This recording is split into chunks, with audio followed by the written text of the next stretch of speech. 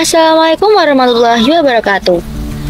Hai teman-teman, jadi pada video pembahasan kali ini kelompok 5 akan menjelaskan tentang suri teladan 4 mazhab fikih.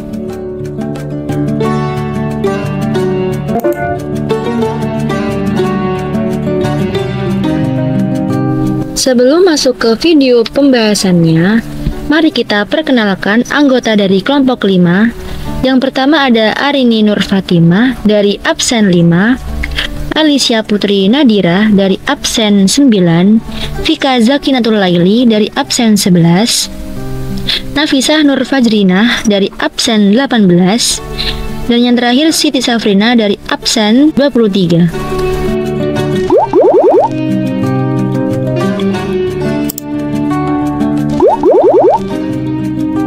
Yang pertama, Imam Abu Hanifah. Biografi Imam Abu Hanifah. Imam Abu Hanifah memiliki nama asli Nu'man bin Sabit bin Marzuban. Beliau lahir di kota Kufah pada tahun 80 Hijriah dan wafat di kota Baghdad pada tahun 150 Hijriah. Beliau memiliki seorang ayah yang bernama Sabit yang merupakan seorang pedagang putra yang masuk Islam pada masa pemerintahan Khulafaur Rasyidin. Sejak kecil, beliau sudah menghafalkan Al-Quran dan menghabiskan waktunya untuk mengulangi hafalannya agar tidak lupa.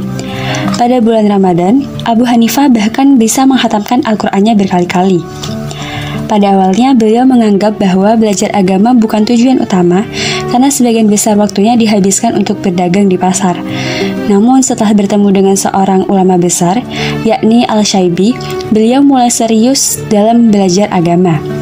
Al-Syaibi mengatakan kepada Abu Hanifah, kamu harus memperdalam ilmu dan mengikuti halaqah para ulama karena kamu cerdas dan memiliki potensi yang sangat tinggi. Setelah itu, Imam Abu Hanifah mengikuti halaqah Ahmad bin Abu Sulaiman. Beliau belajar selama 18 tahun kepada Ahmad sampai guru beliau wafat pada tahun 120 Hijriah. Imam Abu Hanifah pernah pergi dari Kufah menuju ke Mekah untuk menunaikan ibadah haji dan berziarah di kota Madinah. Dalam perjalanannya ini, beliau berguru kepada Atta bin Abi Rabbah, ulama terbaik di kota Mekah dari generasi tabi'in. Jumlah total guru Imam Abu Hanifah tidak kurang dari 4.000 orang guru.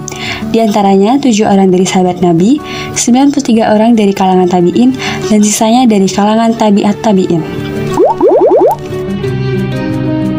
Selanjutnya, kisah Imam Abu Hanifah yang perlu kita teladani, yaitu Imam Abu Hanifah memiliki sikap saling memuji dan berbaik sangka.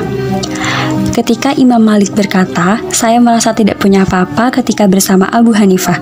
Sesungguhnya ia benar-benar ahli fikih, wahai orang Mesir, wahai Ailites. Kemudian Al-Lais pun menceritakan ucapan pujian Imam Malik kepada Imam Abu Hanifah. Lalu beliau menjawab, bagus sekali ucapan Imam Malik terhadap Anda. Dan beliau menambahkan, demi Allah, saya belum pernah melihat orang yang lebih cepat memberikan jawaban yang benar dan sempurna melebihi Imam Malik.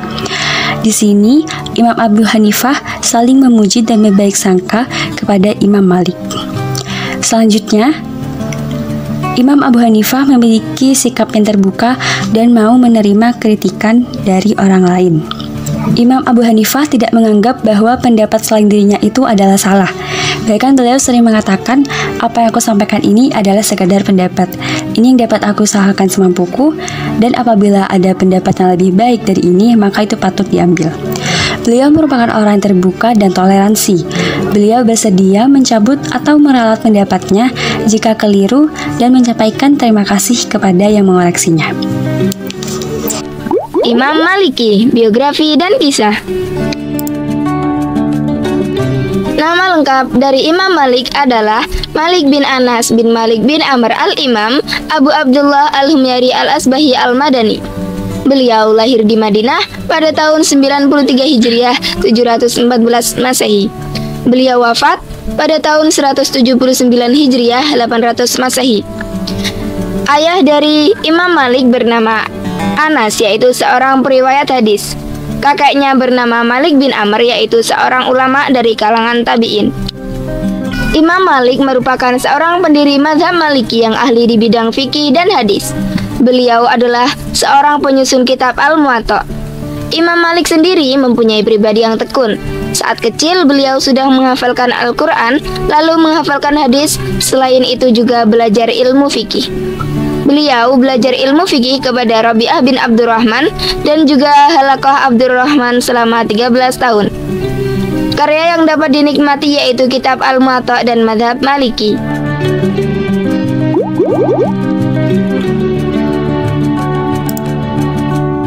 Kisah yang perlu diteladani, yaitu berani berkata tidak tahu. Karena sebagai orang yang berpengetahuan itu biasanya sulit atau bahkan sampai gengsi untuk mengatakan kata tidak tahu. Sebuah riwayat dari Ibnu Mahdi menyatakan bahwa ada seorang lelaki bertanya kepada Imam Malik tentang sebuah masalah. Imam Malik menjawab, "La uhsinuha, aku tidak mengerti masalah itu dengan baik." Lalu lelaki itu berkata lagi, "Aku telah melakukan perjalanan jauh untuk bertanya kepada tentang masalah ini." Imam Malik lalu berkata kepadanya, "Ketika kau kembali ke tempat tinggalmu, kabarkan pada masyarakat di sana bahwa aku berkata kepadamu bahwa aku tidak mengerti dengan baik masalah tersebut." Imam Syafi'i, biografi dan kisah. Biografi Imam Syafi'i. Imam Syafi'i atau yang memiliki nama Abu Abdullah Muhammad bin Idris al-Syafi'i atau Muhammad bin Idris al-Syafi'i, beliau adalah seorang mufti besar Sunni Islam dan juga pendiri mazhab Asy-Syafi'i. Beliau lahir pada tahun 150 Hijriah di Gaza, Palestina. Beliau dinamai oleh ayahnya Idris bin Abbas ketika mengetahui bahwa sang istri Fatimah al-Azdiyah sedang mengandung. Ayah Imam Syafi'i meninggal setelah 2 tahun kelahirannya. Lalu ibunya membawa ke Mekah, tanah air nenek moyang. Sejak kecil beliau sangat pandai menghafal syair, pandai berbahasa Arab, sampai-sampai Al-Asma'i berkata, "Saya mentasih syair-syair Bani Huzail dari seorang pemuda dari Quraisy yang disebut Muhammad bin Idris. Ia adalah imam bahasa Arab."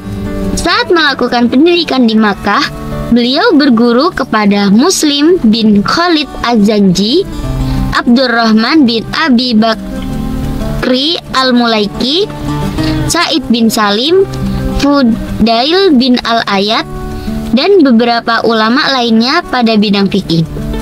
Saat beliau berusia 20 tahun, beliau pergi ke Madinah dan berguru kepada Imam Malik bin Anas pada bidang fikih.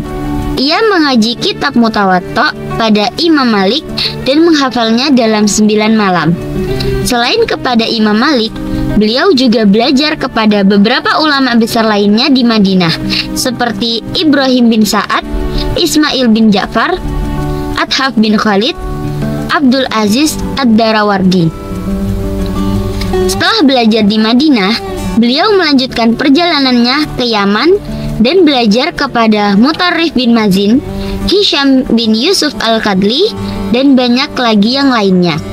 Kemudian, beliau melanjutkan belajarnya kepada Muhammad bin Al-Hasan, seorang ahli fikih, Ismail bin Ulayyah, dan Abdul Wahab At-Tsaqafi di negeri Irak.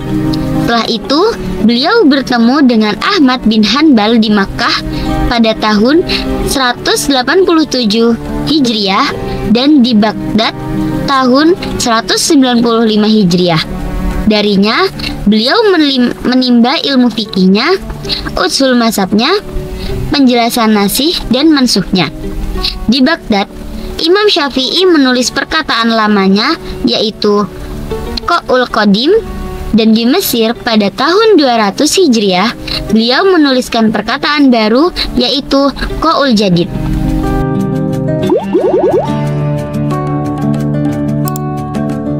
Kisah Imam Syafi'i yang perlu kita teladani. Pertama, tidak sewenang-wenang meskipun kepada murid. Hal ini menunjukkan bahwa hubungan guru dan murid ini tak menghalangi untuk bertabaruk sebagai bentuk pengakuan akan kesolehan dan keilmuan seseorang. Kedua, mendamaikan perselisihan.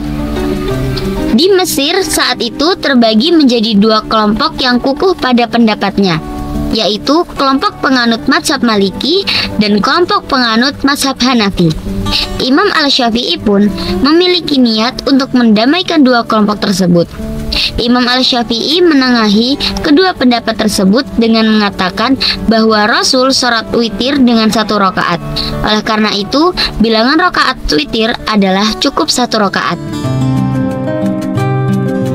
Imam Ahmad, biografi dan kisah. Biografi Imam Ahmad bin Hanbal. Nama Ahmad bin Muhammad bin Hanbal bin Hilal atau yang disebut Ahmad bin Hanbal. Tempat atau tanggal lahir di Baghdad Rabiul Awal 164 Hijriah. Ayahnya gugur dalam pertempuran melawan Bizantium saat Imam Ahmad bin Hanbal masih kanak-kanak. Kakeknya adalah seorang gubernur pada masa dinasti Umayyah. Beliau wafat pada siang hari 22 Rabiul Awal tahun 240 Hijriah atau 855 Masehi setelah menderita sakit selama 10 hari. Imam Ahmad menghafal Al-Quran di usia belia, mulai mengumpulkan hadis dan mendalami fikih sejak umur 15 tahun. Umur 19 tahun beliau mencari ilmu di Baghdad. Setelah belajar di Baghdad, beliau berkelana ke banyak daerah seperti Kufah, Basrah, Makkah, Madinah, Yaman, dan Syam guna berguru kepada ulama terkemuka setempat. Beliau pernah belajar kepada Abu Yusuf, salah satu murid Imam Abu Hanifah, kemudian Abdul Razak, salah satu generasi pemula penyusun kitab hadis, serta Imam Syafi'i. Ketika Imam Syafi'i tinggal di Baghdad, Imam Ahmad rajin mengikuti halaqahnya. Kedalaman ilmu fikih dan hadis menjadikannya unggul di majelis Imam Syafi'i. Imam Syafi'i memuji sosok Imam Ahmad dengan mengatakan, "Aku keluar dari Irak dan tiada kutemui orang yang lebih mumpuni ilmunya dan zuhud dibandingkan Ahmad bin Hanbal." Berikutnya, kisah yang diteladani dari Imam Ahmad bin Hanbal.